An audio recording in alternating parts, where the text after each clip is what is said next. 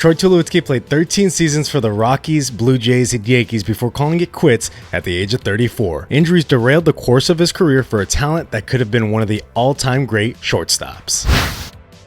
The man nicknamed Tulo was drafted by the Rockies in 2005, and in 2007, Tulo came out of the gate hot, finishing second in the Rookie of the Year voting, being far and away the best defensive shortstop in the league despite being snubbed for the Gold Glove, and helping the Rockies make a historic World Series push. 2008 would begin a string of injuries that would derail Tulowitzki's career with a torn quad a few months after signing a 6-year extension. Tulo would suffer from 11 different injuries over his 13 seasons, only playing over 130 games 3 times, yet finished with a higher career adjusted OPS than Jeter, Yount, and Ripken in less than half the games played. Tulo was one of the greatest all-around shortstops that never was. If injuries didn't derail his career, where would you rank him amongst the all-time greatest shortstops? Comment down below.